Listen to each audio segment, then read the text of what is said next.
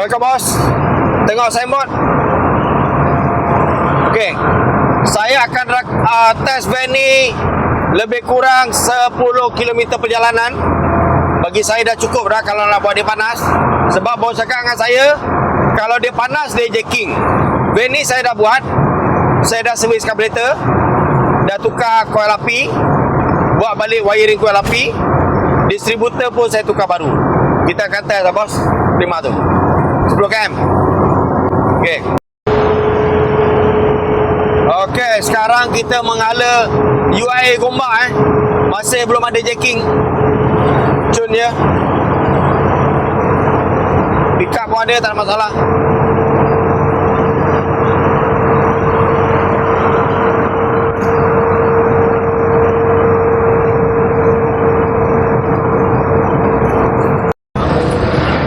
Okey, jalan agak busy.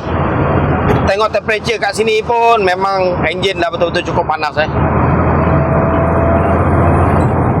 Tapi alhamdulillah keadaan enjin masih cun, power ada.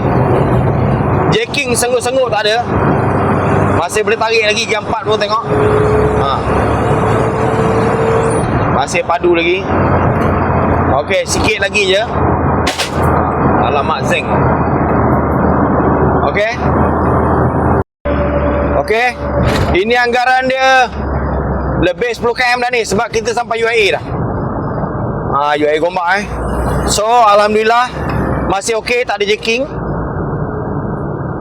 Okey.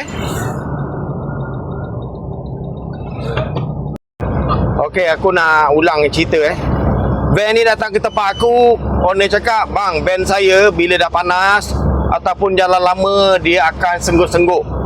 Bermakna jacking lah. Biasanya yang melibatkan sengguk-sengguk ni sebab pembakaran tak sempurna.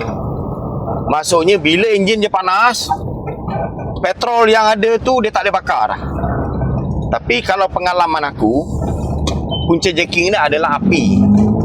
Cuma bila sampai kat tempat kita orang check. Aku tanya dah sebelum tu kat dia, penapis udara jaga tak? Biasanya kalau penapis udara tak jaga, apa yang akan berlaku? Karburator sumbat.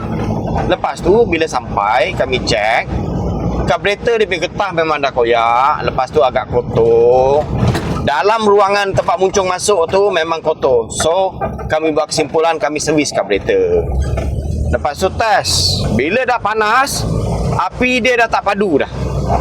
So kami buat keputusan, tukar distributor, tukar koil api sekali jalan, tune balik. Lepas tu kami test. Inilah hasil dia.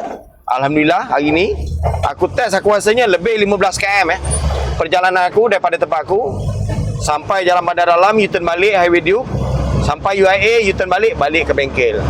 Jadi bagi aku alhamdulillah dia selesai. Itulah sedikit cara aku nak selesaikan masalah jacking untuk van-van. Okey, jumpa lagi lain tutorial. Assalamualaikum.